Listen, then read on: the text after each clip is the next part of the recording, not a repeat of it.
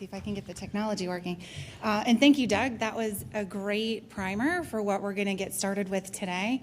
I have 10 minutes and 29 slides, so it's going to be fast and furious.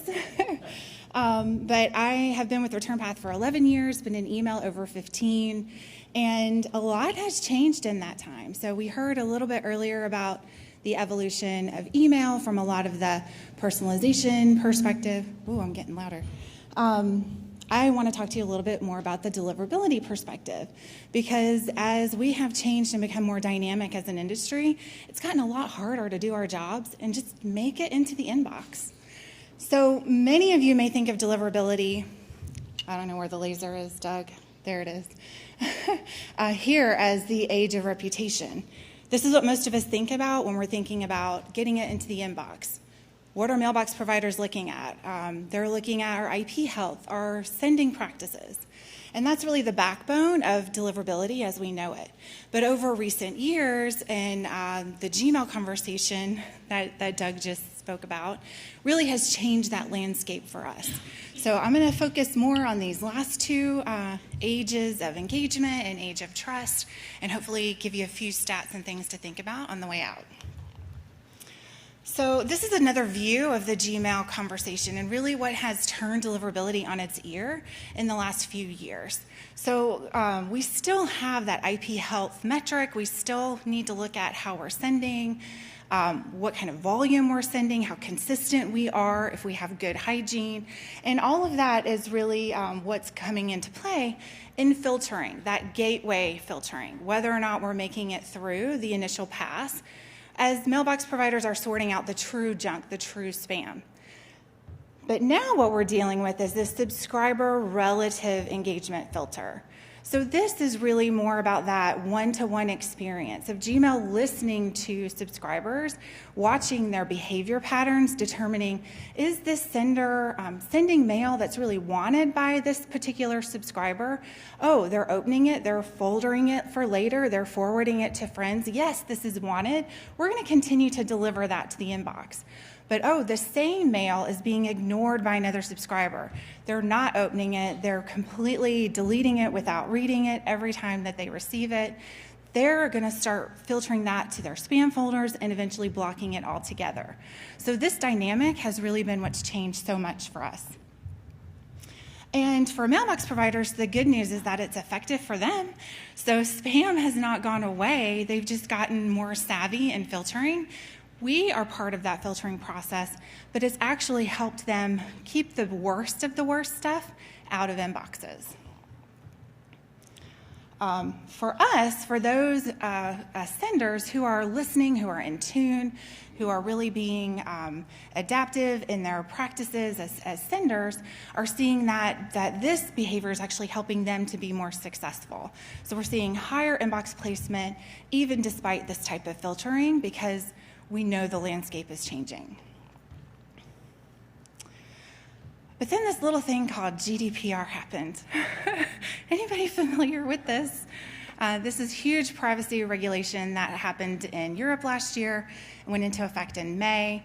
And for consumers, this is fantastic. This gives them real visibility into their data, how it's being collected, how it's being used. And really key here is the right to be forgotten. So I don't want you, Mr. Marketer, to have my data anymore. You need to forget that I ever existed. So this has really been huge, huge for our European counterparts and those of us here who are mailing there, because a lot of our systems are built really on this more negative option of, I'm going to take what I want and you can opt out, but I'm going to kind of keep control of the data. That is no longer legal now, and so many, many systems have had to be reworked in order to facilitate this right to be forgotten. You might be thinking, well, gosh, that's in Europe. What does it have to do with me? Well, we're seeing that this regulation has sparked a lot of interest across the pond, so to speak, in places like Brazil and even California. So this idea of privacy and control and trust and using data is really what we're seeing as the next age of email that's going to be influencing everything that we do. So our friends in the UK, the DMA, conducted a study just this year almost a year after GDPR. And the question that they asked was, for you as a subscriber, how do you use your email addresses? What do you think about when you subscribe? And interestingly, this idea of trust is very top of mind for subscribers themselves. They're actually intentional about what email address they're providing and whether or not they trust the sender or the marketer or the company with that data. I'm going to pause there for a minute for that to sink in, because that really is incredibly relevant for us, as we have to trust that subscribers are giving us a relevant email address so that it actually will be delivered and hopefully engaged with. So we also did a study, because again, this is the UK, not always the same. We did a study at the end of last year looking at over 100 brands here domestically. And across those 100 brands, we wanted to see what campaign performance looked like from the subscriber's perspective. So not by campaign, which we typically look at, but really what is that recipient getting over the course of 24 months? When are they engaging? When are they lapsing? What does that look like? And are there similarities across brands? What we found was this trust factor came into play again pretty prominently. So back to the UK subscribers saying they're really thoughtful about what addresses they provide, we're seeing the same here, to the tune of nearly half of subscribers not providing an email address that is primary, really because they have doubts about how it's going to be used and whether it's going to be abused. More interestingly, is that subscribers are also really not giving us a lot of time to provide value. They're giving us about 30 days to determine, am I actually going to get something I want from this sender? If not, I'm out of here. And we're finding that on average across these 100 brands, a third of subscribers are walking away in less than 30 days. So think about how much you're working to get new people in the door and just wipe off a third of them. Or, better, wipe off 47% from day one and then another third 30 days later. That really changes the ROI conversation. How am I on time? Am I doing okay? Great, yeah. Okay. About halfway through. Okay. So the key variable in all of this really boils down to our consumers, our subscribers. We're fickle. They're fickle. I can't point the finger because we're all subscribers too, right? And we have this dynamic landscape that we're in now that's very on demand. What have you done for me lately? Very high tolerance or low tolerance, high expectations. So how do we get in front of that and really figure out what they want? And you've already heard a lot of this because I think this is where we are as an industry. These are stats from Adobe from late last year that broke things down by demographic. And what's interesting is that across the board you see subscribers saying, I'm done with the offers. Like, give me something that's actually useful. Help me make a lifestyle that I aspire to. Help me make buying decisions that make me feel good about that purchase that I'm making. Don't just throw another offer at me. And be personalized. Like, make an effort. And we've heard from a lot of you over the last couple days that that's already happening. So looking back at our state of email engagement study, we are seeing that we are making progress here, which is good news, right? Again, we're listening, we're adapting, we're starting to make progress. Segmentation is one place that the vast majority of senders across B2B, B2C are already implementing. We also see trigger messages that are becoming not just some new thing that you do, but really embedded in the fabric of how we're operating our programs so that we can react to different behaviors, different actions, different choices, and be more targeted in our content. And most all of us are doing personalization. And I think after this week, a lot more of us will be, as we're hearing more of these dynamic, interesting strategies. So here are a few more examples of things that we're seeing that are effective with consumers.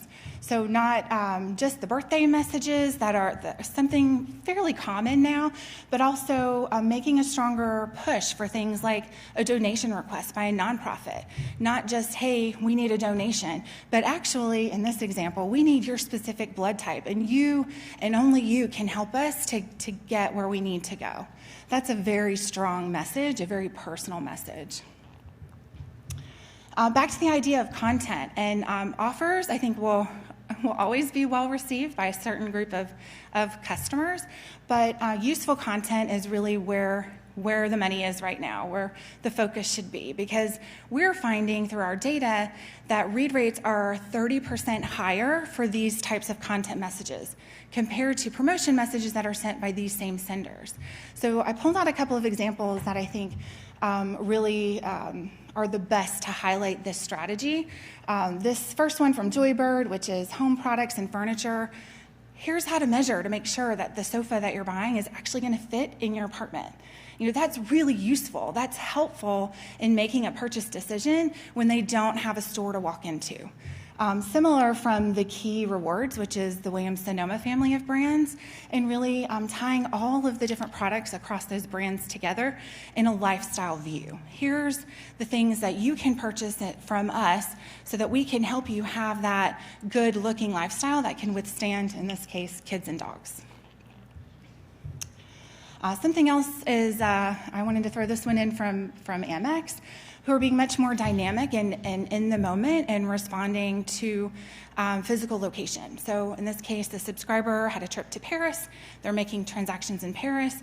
They're responding accordingly with localized content. Okay, so wrapping up here. So subscribers have very high expectations. We live in this Pinterest reality, right, where there are a lot that looks good and sounds good, and subscribers are expecting the world exactly the way they want it, but that doesn't always happen. So where there's opportunity, there's risk. And for you, I would encourage today, to think more about this age of trust, about how privacy laws are changing our consumers' mindset. They're more educated, they're more selective, and as we saw from the last slide, they're more demanding, and we may not always meet that demand, but by listening, by having visibility into your metrics, which we can obviously help you with, but keeping on top of what's happening with your particular subscribers as well as in market with trends will help you to usher into the next age of email with grace. Thank you. Did I make it?